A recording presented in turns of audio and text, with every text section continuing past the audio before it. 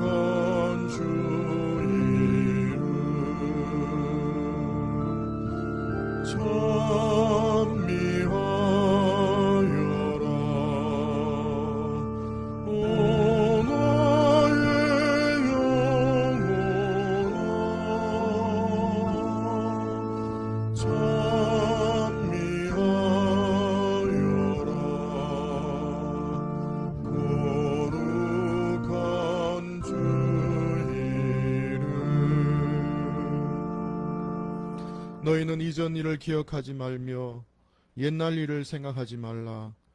보라, 내가 새 일을 행하리니 이제 나타낼 것이라.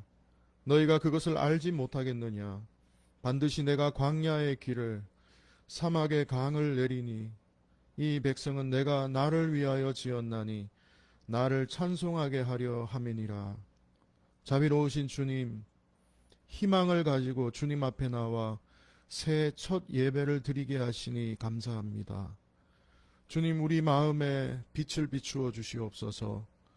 그 빛으로 지난 시간을 돌아보며 감사의 기억들과 마주하게 해주십시오. 쓰라린 아픔의 순간에도 함께해 주신 주님, 큰 고통과 시련의 시간에는 우리를 안고 가시는 주님, 주님의 사랑과 위로와 지지가 있었기에 그 시간들을 견뎌낼 수가 있었습니다. 주님, 우리의 영혼에 생명의 숨을 불어넣어 주십시오. 그 숨결 안에서 새로운 시간을 보게 해 주십시오. 암담한 현실, 답답한 전망 너머에 있는 새해에 대한 기대를 품게 해 주십시오. 우리의 두려움과 한숨을 기쁨의 노래로 바꾸어 주시는 주님, 더 깊은 감사와 기대로 새로운 시간을 맞이합니다. 주님의 인도하심을 따라 한 걸음씩 올바른 방향으로 나가게 도와주십시오. 주님, 이 시간 드리는 우리의 예배를 받아주시고 날마다 숨쉬는 순간마다 생명과 평화의 호흡을 지니고 살아가는 우리 모두가 되게 해 주십시오. 이 예배를 받아주시기를 원하오며 예수님의 이름으로 기원하옵나이다. 아멘. 우리 찬송가 68장을 하나님께 올려드리겠습니다.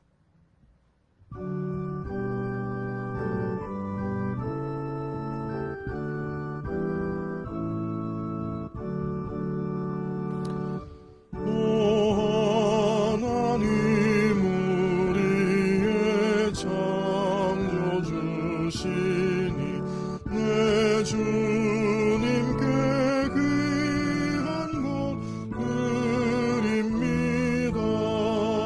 내 주께만 엎드려 경배드리며 내 주의 이름 높이 찬양하네. 오 하나님 우리의 대주제시여 큰 풍랑이 일 때도 도우셨네. 죽음에서 우리를 구하셨으니 내 주의 이름 높이 찬양하네. 주 하나님 이름을 함께 높이며 대주제께 영광을 돌리오리. 그 능력이 우리를 지켜주시니 주 하나님을 높이 찬양하네.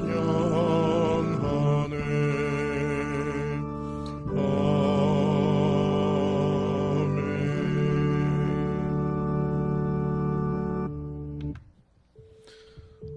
이 시간은 침묵으로 참회 기도를 드리는 시간입니다. 새해를 맞이하면서 더욱 겸손한 마음으로 우리의 마음을 주님께 아뢰며 우리의 잘못된 우리의 마음과 죄를 하나님께 고백하는 시간을 가지겠습니다.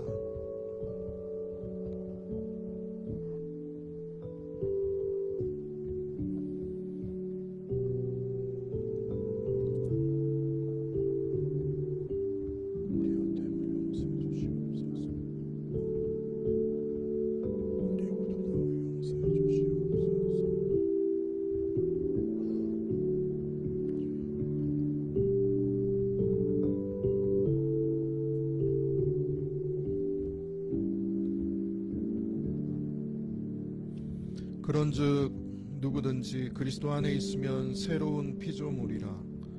이전 것은 지나갔으니 보라 새 것이 되었도다. 아멘. 우리 성시교독 93번 새해 첫 번째 성시교독을 함께 교독하겠습니다.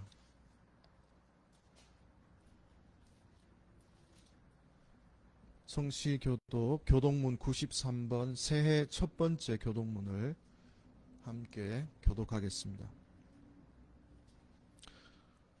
주께서 옛적에 땅에 기초를 놓으셨사오며 하늘도 주의 손으로 지으신 바니이다.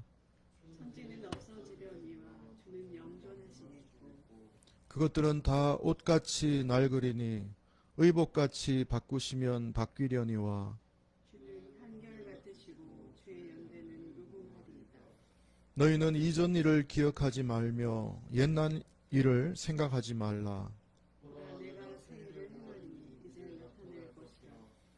너희는 유혹의 욕심을 따라 썩어져가는 구습을 따르는 옛사람을 벗어버리고 오직 너희의 심령이 새롭게 되어 하나님을 따라 의와 진리에 거룩하고 지으심을 받은 새 사람을 입다. 그런즉 누구든지 그리스도 안에 있으면 새로운 피조물이라. 이전 것은 지나갔으니 보라 새 것이 되었도다. 새 계명을 너희에게 주노니 서로 사랑하라.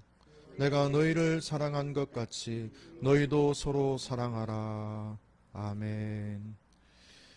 우리 찬송가 87장을 하나님께 올려드리겠습니다.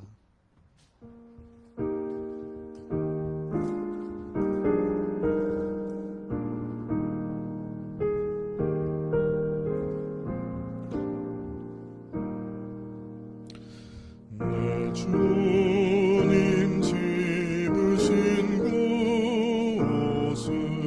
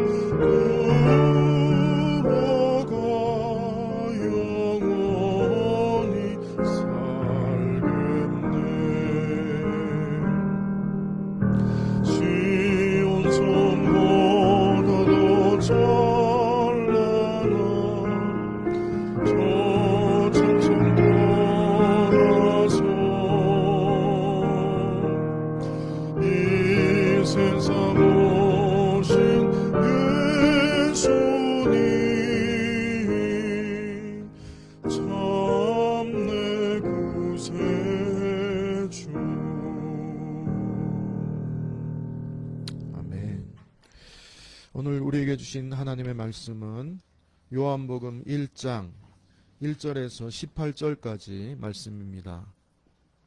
요한복음 1장 1절에서 18절까지 말씀입니다. 제가 9절까지 읽으면 여러분들은 18절까지 반반씩 그렇게 읽도록 하겠습니다. 제가 9절까지 먼저 읽겠습니다. 태초에 말씀이 계시니라. 이 말씀이 하나님과 함께 계셨으니 이 말씀은 곧 하나님이시니라. 그가 태초에 하나님과 함께 계셨고 만물이 그로 말미암아 지은 바 되었으니 지은 것이 하나도 그가 없이는 된 것이 없느니라. 그 안에 생명이 있었으니 이 생명은 사람들의 빛이라. 빛이 어두움에 비치되 어두움이 깨닫지 못하더라. 하나님께로부터 보내심을 받은 사람이 있으니 그의 이름은 요한이라. 그가 증언하러 왔으니 곧 빛에 대하여 증언하고 모든 사람이 자기로 말미암아 믿게 하려 함이라. 그는 이 빛이 아니요 이 빛에 대하여 증언하러 온 자라. 참 빛 곧 세상에 와서 각 사람에게 비추는 빛이 있었나니 그가 세상에 계셨으며 세상은 그로 말미암아 지은 바 되었으되 세상이 그를 알지 못하였고 자기 땅에 오매 자기 백성이 영접하지 아니하였으나 영접하는 자 곧 그 이름을 믿는 자들에게는 하나님의 자녀가 되는 권세를 주셨으니 이는 혈통으로나 육정으로나 사람의 뜻으로 나지 아니하고 오직 하나님께로부터 난 자들이니라. 말씀이 육신이 되어 우리 가운데 거하심에 우리가 그의 영광을 보니 아버지의 독생자의 영광이요 은혜와 진리가 충만하더라. 요한이 그에 대하여 증언하여 외쳐 이르되 내가 전에 말하기를 내 뒤에 오시는 이가 나보다 앞선 것은 나보다 먼저 계심이라 한 것이 이 사람을 가리킴이라 하니라. 우리가 다 그의 충만한 데서 받으니 은혜 위에 은혜로라. 율법은 모세로 말미암아 주신 것이요 은혜와 진리는 예수 그리스도로 말미암아 온 것이라. 본래 하나님을 본 사람이 없으되 아버지 품속에 있는 독생하신 하나님이 나타내셨느니라. 아멘. 이는 하나님의 말씀입니다. 하나님 감사합니다. 네, 2021년 첫 예배에 오신 여러분들을 진심으로 환영합니다. 오늘 성육신의 신비와 또 성육신적 교회라고 하는 제목으로 여러분들과 함께 하나님 말씀 나누겠습니다. 오늘은 요한복음에 나타난 인카네이션, 성육신의 의미를 함께 살펴보고 또 은혜를 나누고자 합니다. 인카네이션, 성육신, 하나님이, 신이신 하나님이 한 인간의 인격 안으로 그리고 한 시대의 시간과 공간 안으로 역사 안으로 들어오신 사건이 바로 성육신 사건입니다. 성육신의 신비, 성육신의 영성은 기독교의 핵심이라고 할 수가 있습니다. 바울은 빌립보서 2장에서 이것을 하나님의 자기 비움, 하나님의 자기 비하라고 했습니다. 성육신은 하나님의 구원의 방식이고 우리를 사랑하시는 방식이십니다. 그래서 우리는 이 성육신에 대해서 반드시 깨달아야 할 진리다라고 할 수가 있습니다. 하나님께서 1세기라고 하는 특정한 시간 속으로 그리고 팔레스타인이라고 하는 특정한 장소에 나사렛 예수라고 하는 인격 속으로 인류의 역사 안에 오셨습니다. 하나님의 계시가 우리가 살아가고 있는 이 현실 속에서 이루어졌다라고 하는 것을 의미합니다.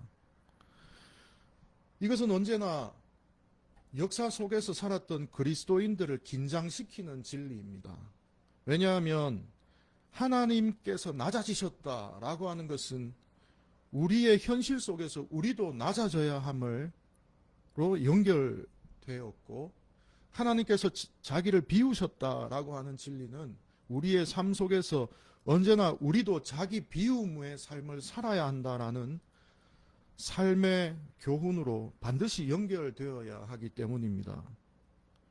성육신의 신비, 성육신의 은총, 그 감격을 깨달은 자는 반드시 성육신적인 영성을 가지고 살아갈 수밖에 없기 때문입니다. 그럼 먼저 우리 성육신 속에 담긴 의미를 한번 알아봤으면 좋겠는데요. 이것을 알아보기 전에 대전제가 하나가 있습니다. 그것은 오늘 태초에 말씀이 계셨다라고 하는 이 말씀이 바로 예수님이시고, 말씀이신 예수님께서 영원하신 하나님의 아들 성자이시다라고 하는 이 명제입니다. 말씀이신 예수님, 그리고 그분은 영원하신 하나님의 아들이라고 하는 이 대전제, 이것을 마음에 품고 성육신 사건을 바라보아야 합니다. 이걸 잊어서는 안 됩니다. 말씀이신 예수님, 그 예수님은 영원하신 하나님의 아들이라고 하는 것을 꼭 기억하시고 이 말씀을 또 같이 이해하셨으면 좋겠습니다. 요한복음 1장은 예수님을 가리켜 말씀이라고 증거하고 있습니다. 원래 원어에는 이 말씀이 로고스라고 되어 있습니다. 로고스는 철학적 개념인데요. 그 당시 우주 만물 속에 내재하시기도 하고 우주 만물을 완전히 초월해 계신 신적 정신을 의미하는 용어였습니다. 철학적 용어였어요. 로고스. 그러니까 태초에 로고스가 있었다라고 하는, 이렇게 시작을 할 때 이 명제에서는 예수님이 연결되지 않아요. 그러니까 철학적 명제입니다. 태초에 로고스가 있었다라고 하는 것은 철학적 명제입니다. 그런데 설명을 하죠. 이제 요한복음의 저자가 그 로고스가 하나님 함께 있었는데, 하나님과 함께 있었는데 그 로고스는 하나님이시다, 그렇게 말을 하고 있습니다. 자, 태초에 로고스가 있었는데 그 로고스는 하나님과 언제나 함께 계셨고 그 로고스는 하나님이셨다, 이렇게 말을 하고 있습니다. 논리적으로 꼬이죠. 로고스가 하나님과 함께 계셨는데 또 그 로고스가 하나님이었다라고 그렇게 말을 하고 있습니다. 오늘 여기에서 태초에 로고스가 있었다라고 할 때, 태초라고 하는 말은 우리가 창세기에서 읽는 그 창조가 되는 그 시기를 말하는 용어가 아니에요. 여기에 태초에 로고스가 있었다라고 할 때 태초는 창조 이전을 말합니다. 영원 전을 말해요. 모든 것이 존재하기 이전을 말을 하고 있습니다. 이것은 말씀, 그 로고스의 영원성을 말하는 것입니다. 제가 지금 철학적으로 개념을 지금 설명하는 이유는 그 말씀이 하나님과 함께 있었고 그 말씀이 결국 예수님이셨다라고 하는 것을 지금 요한복음 저자가 계속 논증을 확장해 나가고 있다라고 하는 것을 이해하시라고 설명하는 것입니다. 즉 지금 요한복음 저자는 로고스라고 하는 개념을 가지고 신적 개념으로 연결시키면서 그 말씀이 하나님과 함께 있었는데 그 하나님과 함께 계셨던 그 말씀이 예수님 성자셨다라고 말하고 있는 것이죠. 이건 뭡니까? 너희들과 함께 있었던 그 예수님이 너희들과 함께 밥을 먹고 너희들과 함께 웃고 너희들과 함께 고난 받으셨던 그분이 영원하신 분이셨다. 이미 너희들이 있기 이전부터 영원 전부터 계셨던 성자 하나님의 아들이셨다라고 하는 것을 지금 분명히 선언하면서 이 복음서를 저술해 가고 있는 것이죠. 다른 복음서는요 예수님이 탄생부터 시작합니다.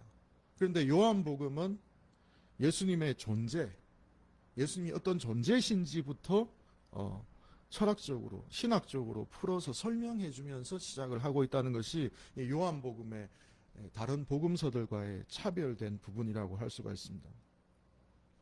성자께서 또 창조사에게 함께 하셨음을 설명하고 있습니다. 요한복음 1장 3절에 보면 오늘 3절에 보면 만물이 그로 말미암아 지은 바 되었으니 지은 것이 하나도 그가 없이는 된 것이 없느니라.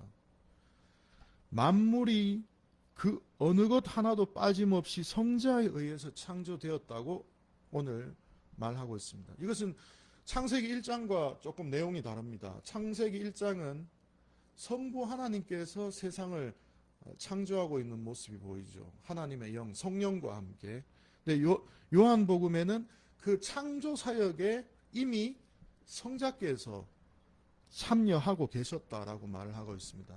우리가 고전적으로 믿고 있는 삼위일체, 즉 너희들이 보았던 그 예수님은 하나님이셨다라고 하는 것을 가장 강력하게 보여주는 것이 오직 신만이 창조 사역을 할 수 있지 않습니까?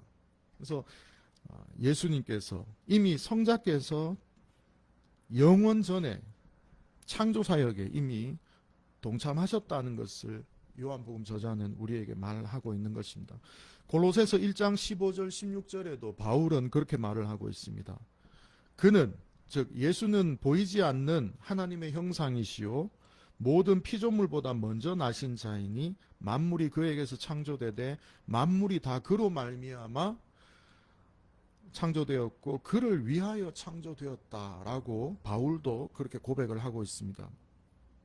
그런데 자, 이 말씀, 이 영원전에 함께 하나님과 함께 하셨던 이 말씀이 어떻게 되었나요? 여러분 요한복음 1장 14절이 오늘 핵심적 구절인데요. 다 같이 한번 읽어봤으면 좋겠습니다. 14절 말씀 다 같이 시작. 말씀이 육신이 되어 우리 가운데 거하심에 우리가 그의 영광을 보니 아버지의 독생자의 영광이요 은혜와 진리가 충만하더라. 아멘. 그 로고스, 그 말씀이 육신이 되었어요. 바로 그 육신이 되신 분. 자, 영원성에 대해서 이야기했습니다. 성자는 온전한 신이셨음을 말씀을 했죠. 그리고 육신이 되셨으므로 그는 온전한 인간이 되셨어요. 그래서 예수님은 온전한 신이시면서 또한 온전한 인간이시다는 것을 논증하고 있는 것입니다. 여러분 어떻게 온전한 신이시면서 온전한 인간일 수 있습니까? 여러분 제가 지금 사람이지 않습니까? 정의석이라고 하는 인격을 가진 사람입니다. 근데 제가 어떻게 신이 될 수가 있습니까? 이 한정된 공간 안에서 이 시간 속에서 이 낡아져가는 이 육신을 입은 제가 어떻게 신이 될 수가 있습니까? 예수님이 지금 그 요한복음이 지금 그렇게 지금 말을 하고 있는 것이거든요. 온전한 신이시면서 어떻게 온전히 100% 인간일 수 있는가? 그래서 신비라고 할 수 있습니다. 여러분 궁금하시면 나중에 천국에 가서 하나님께 여쭤보시길 바랍니다. 어떻게 온전히 신이시면서 온전히 인간이신지 도저히 알 수 없겠다고, 이해할 수 없다고 하나님에게 물어보시길 바랍니다. 우리의 이성으로는 이해될 수 없는 신비의 영역입니다. 어쨌든 성육신 사상은 성서가 기록되었던 당시에 영과 육을 철저하게 분리시켰던, 그래서 영은 아주 거룩한 것이고 육은 아주 천박한 것이라고 하는 이 이분법적인 당시의 철학적 입장을 당혹하게 하는 그런 사상이었습니다. 성육신의 사상은 그 당시에 굉장히 독특한 기독교만이 가지고 있는 사상이라고 할 수가 있습니다. 그러면 이제 하나님 자신이신 말씀이 굳이 인간의 육신으로 이 세상에 오신 이유가 뭘까요? 세 가지로 소개를 하려고 합니다. 먼저 말씀이 육신이 되신 이유는 하나님께서 자신을 온전히 드러내시려고 하는 계시의 목적이 있습니다. 계시라고 하는 것은 감추어진 비밀을 드러내 보이는 것을 말합니다. 요한복음 오늘 1장 18절 말씀 같이 한번 읽어보겠습니다. 18절 말씀 시작. 본래 하나님을 본 사람이 없으되 아버지 품속에 있는 독생하신 하나님이 나타내셨느니라. 우리는요, 하나님을 육안으로 볼 수가 없어요. 히브리서 기자는 하나님을 나타내는 계시의 목적으로 예수님이 오신 것을 가리켜서 이렇게 증거하고 있습니다. 제가 한번 읽어드릴게요. 히브리서 1장 1절 2절 말씀에 이런 말씀이 있습니다. 옛적에 선지자들을 통하여 여러 부분과 여러 모양으로 우리 조상들에게 말씀하신 하나님이 이 모든 날 마지막에는 아들을 통하여 우리에게 말씀하셨으니, 구약 시대에는 선지자들을 통해서 꿈이나 환상, 음성으로 계시하셔서 그들에게 하나님 자신을 나타내셨다면, 이런 계시는 사실은 제한적일 수밖에 없습니다. 하나님을 온전히 모두에게 드러내 주지는 못하죠. 그러나 마침내 하나님께서 인간으로 오심으로 성육신 사건은 하나님께서 자신을 드러내시는 최고의 사건이고 또 최종적 계시라고 할 수가 있습니다. 하나님이 아예 오셔버렸으니까 인간으로 최종적 계시라고 할 수 있습니다. 하나님 자신을 인간에게 드러내신 사건이에요.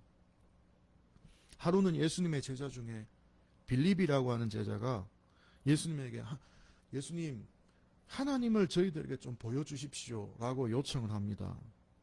요한복음 14장 9절에 예수님께서 이렇게 말합니다. 빌립아, 내가 이렇게 오랫동안 너희와 함께 있었는데 내가 나를 알지 못하느냐?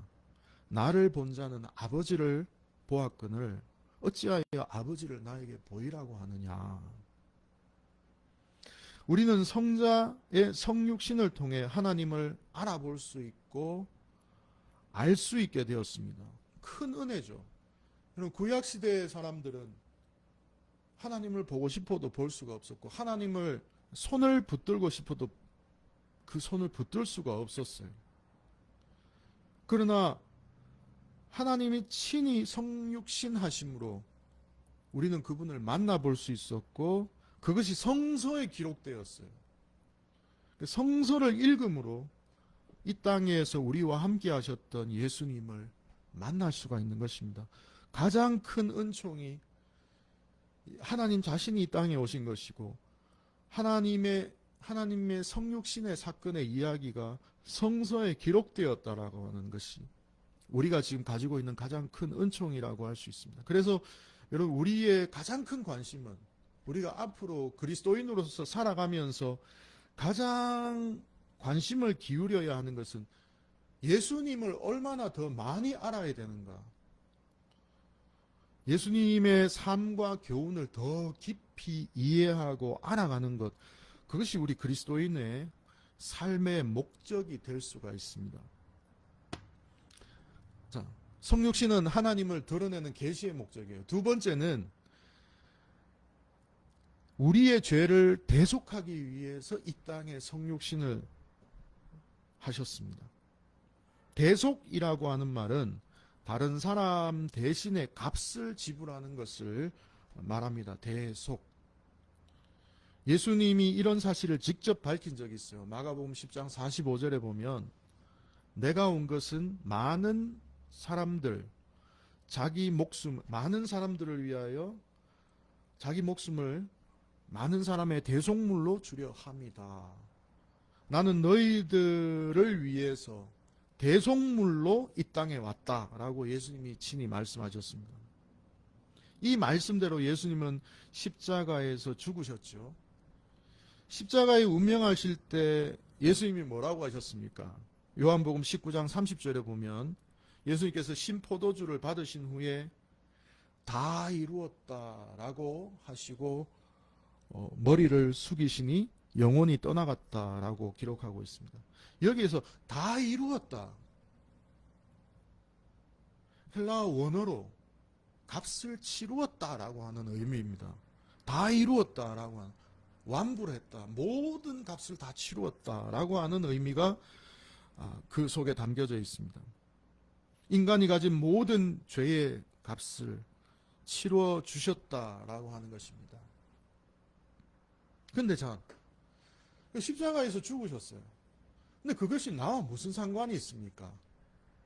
그 당시에도 십자가에서 달려 죽은 사람들이 많습니다. 의인들이 꽤 있습니다. 이스라엘을 위해서 독립투쟁을 하다가 십자가형으로 죽은 사람들도 있습니다. 로마 군인들에 의해서. 예수께서 십자가에서 죽으심이 대속의 사건이라는 것을 증명해 주는 것은 바로 부활입니다. 부활. 예수님의 부활이 없었다면 대속을 증명할 길이 없습니다. 왜냐하면 그 당시 십자가에 못 박혀 죽은 무수한 사람들과 전혀 차별이 되지 않아요. 오직 예수님께서 생전에 대속의 죽음에 대해서 말씀을 하셨고 또 부활하셨기 때문에 부활 사건을 통해서 예수님 자신이 하나님의 아들이심을 온전히 증명해 보이셨던 것입니다. 그래서 로마서 1장 4절에 바울은 그렇게 말을 하고 있습니다. 죽은 자들 가운데서 부활하사 하나님의 아들로 선포되었다. 곧 그분은 주 예수 그리스도시다. 이렇게 선언하고 있습니다. 이제 예수님의 십자가의 대속을 믿는 자는 구원의 영원한 삶을 살아갈 수 있게 되는 것입니다. 오늘 4절 말씀을 같이 읽겠습니다. 4절, 1장 4절 말씀 한번 읽겠습니다. 시작. 그 안에 생명이 있었으니 이 생명은 사람들의 빛이라. 말씀이신 예수님 안에 생명의 빛이 있었는데, 생명이 있었는데, 이 빛이 있었는데 그분을 믿음으로 말미암아 영원한 생명을 얻게 될 것이라고 요한복음은 우리에게 말하고 있습니다. 요한복음 1장 오늘 읽었던 11절과 12절 한 번 더 읽겠습니다. 11절과 12절 시작. 자기 땅에 오매 자기 백성이 영접하지 아니하였으나 영접하는 자 곧 그 이름을 믿는 자들에게는 하나님의 자녀가 되는 권세를 주셨으니. 하나님을 믿는 자, 영접하는 자, 그에게는 하나님의 자녀가 되는 권세를 주십니다. 왜냐하면 대속을 위해서 이 땅에 오셨기 때문에. 성육신 하신 성자의 목적은 대속이다. 마지막 세 번째는요, 성육신 하신 이유는 우리와 함께 하시기 위해서 이 땅에 오셨습니다. 14절 말씀 같이 읽겠습니다. 14절 시작. 말씀이 육신이 되어 우리 가운데 거하심에 우리가 그의 영광을 보니 아버지의 독생자의 영광이요 은혜와 진리가 충만하더라. 여기에 말씀이 육신이 되어 우리 가운데 거하셨다. 이 거하다라고 하는 말은 텐트를 친다, 텐트에서 살다라고 하는 뜻입니다. 예수님의 다른 이름은 임마누엘이시죠. 하나님이 우리와 함께 계신다라고 하는 뜻입니다. 예수님은 인간이 되셨을 뿐만 아니라 예수님은 우리와 동일한 인생고도 겪으셨습니다. 히브리서 4장 15절에 우리에게 있는 대제사장은 우리의 연약함을 동정하지 못하실 이가 아니요 모든 일에 우리와 똑같이 시험을 받으시니로되 죄는 없느니라. 여러분 이해가 되시나요? 이해가 되시겠죠? 우리 신앙생활 오래 하셨으니까. 그러나 한 번 더 생각해 보십시오. 영원하신 하나님께서, 전능하신 하나님께서, 무한하신 하나님께서 인간의 현실 속으로 들어오셨을 뿐만 아니라 우리의 연약함을 온전히 경험하시면서 우리와 함께 하셨다는 것, 이것이 바로 성육신의 가장 중요한 부분입니다. 예수님은 우리와 같은 비천한 자를 위하여 가장 비천한 자로 오셔서 가장 비천한 삶을 살다가 가장 비천한 우리를 위해 죽으셨습니다. 가장 비천하게 죽으셨어요. 이것이 성육신의 정신입니다. 성육신이야말로 온전히 우리와 함께 하셨던 그 하나님의 사랑의 가장 결정적인 모습이라고 할 수 있습니다. 성육신이야말로 하나님의 유일한 구원의 방법입니다. 만약 영원하신 성자께서 만물의 주관자로 하늘에서만 계셨다면 우리는 결코 그분을 만날 수도 없을 것이고 죄사함을 받을 수도 없었을 것입니다. 인간의 측면에서 보면 너무 어리석은 방법이에요. 신이라는 존재가 권력을 사용하지 않고 가장 연약해 보이고 전혀 권위가 없는 모습으로 죽으신 방식이 인류를 구원하신 방식이 되었어요. 그러나 이 방법이 아니면 이 세상은 변화될 수 없다는 것을 하나님은 그 사건을 통해서 온전히 우리에게 드러내 보여주신 것입니다. 마이클 프로스트라고 하는 학자는 성육신적 교회라고 하는 책을 저술했습니다. 이 마이클 프로스트는 오늘날 현대 문화는 탈육신적 문화다라고 그렇게 정의를 내립니다. 사람들이 가상의 공간에서 만납니다. SNS, 소셜미디어를 통해서 연결된 세상 속에서 살고 있습니다. 원치 않았지만 작년부터 우리는 비대면 시대를 살아가면서 더 많이 이제 가상의 공간에서 만나는 것이 익숙해져 가고 있습니다. 그것이 대세를 이루는 문화가 되었습니다. 좀비 영화와 같은 판타지와 같은 것 요소들이 영화 속에 들어가지 않으면 사람들이 재미없어서 보질 않아요. 리얼한 영화는 잘 보지 않습니다. 현대인들은 탈육신의 삶을 사모하는 것 같습니다. 그러나 여러분, 그리스도인들은 이웃을 사랑하고 환대하라는 예수님의 가르침을 몸으로 직접 실천하는 사람들입니다. 우리는 우리 시대의 비성육신화, 탈육신화를 경계해야 하는 사람들이 우리 그리스도인들입니다. 우리는 혹독한 현실의 문제에 천착해야 하는 사람들이고 고민과 갈등의 현장을 지키는 것이야말로 성육신적 삶을 살아가는 것이다 라고 하는 것을 성육신적 교회에서 마이클 프로스트는 우리에게 강조하고 있습니다.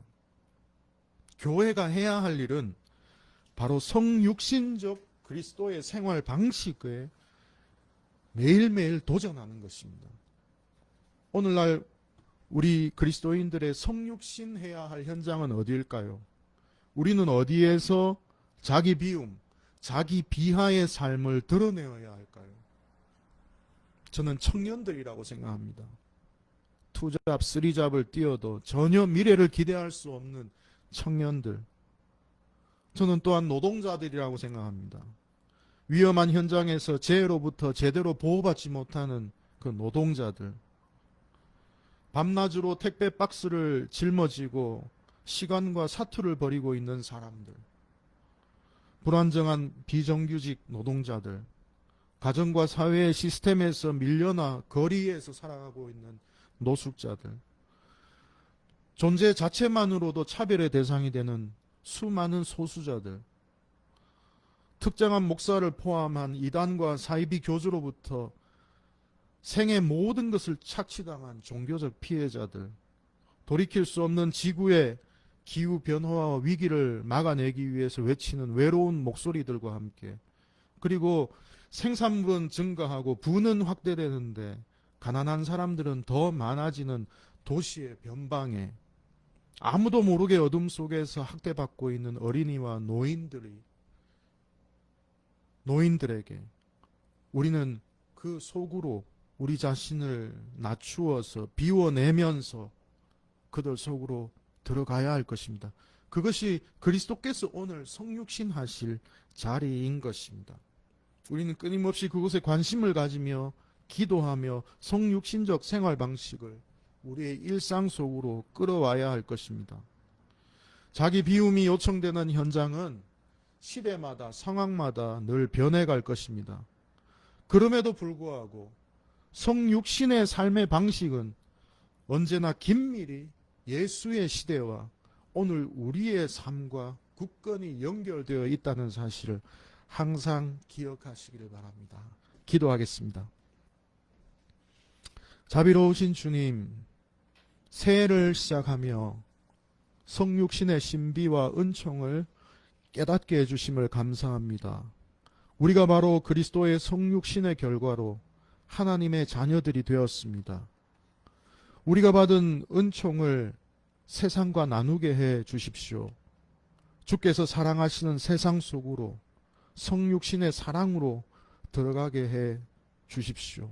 예수님의 이름으로 기도드립니다. 아멘.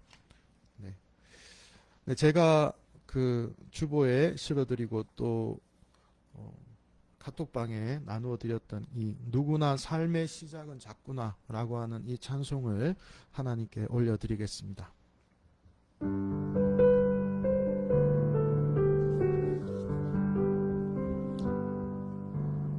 누구나 삶의 시작은 작구나.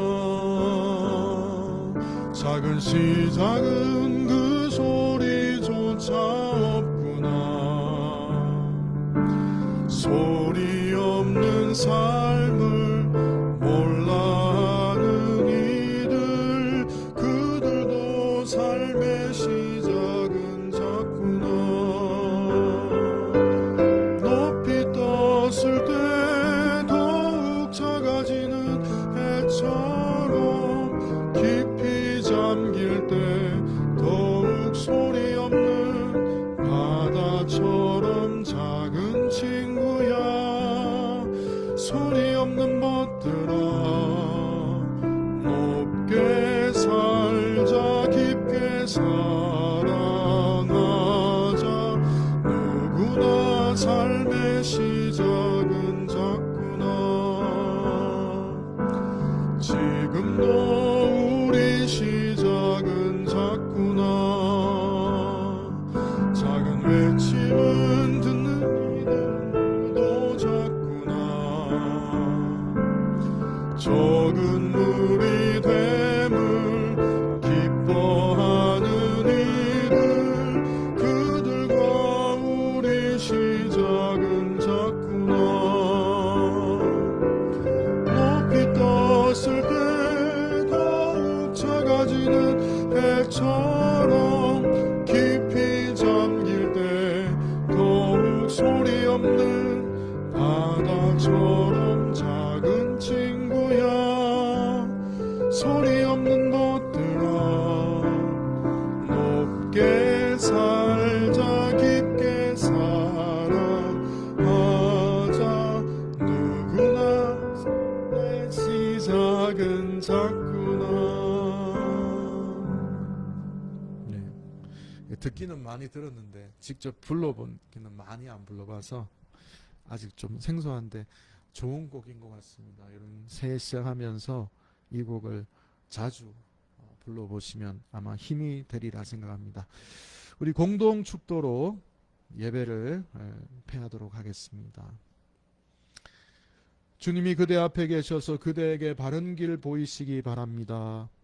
주님이 그대 곁에 계셔서 그대를 팔로 껴안아 지키시기 바랍니다.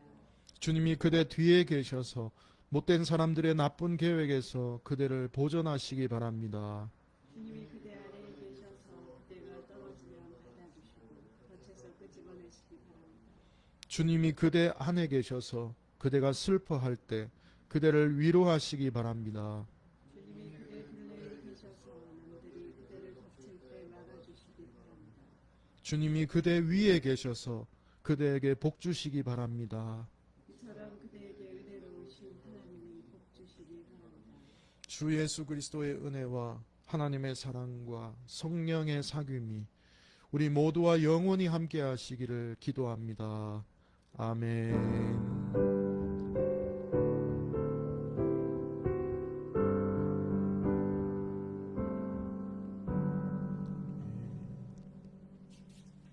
할렐루야.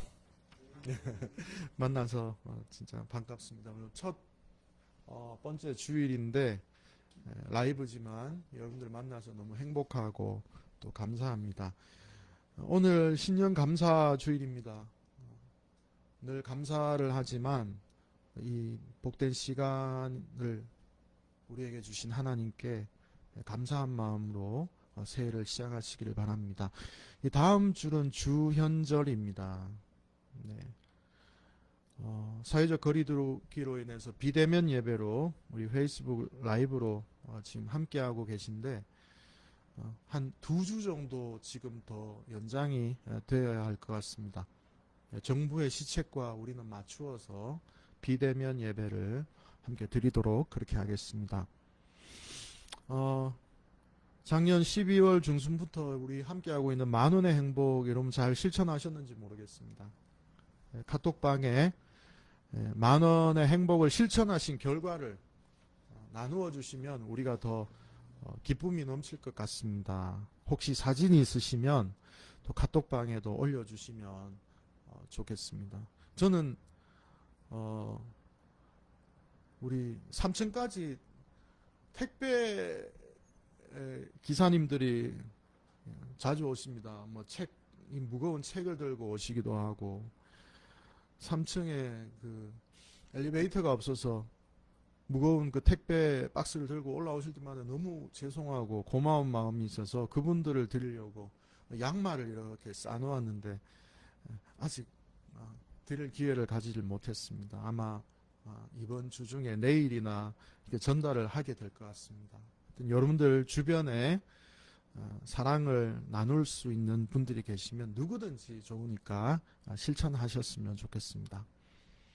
네, 2021년도 봉사자 임명을 잠깐 하도록 하겠습니다.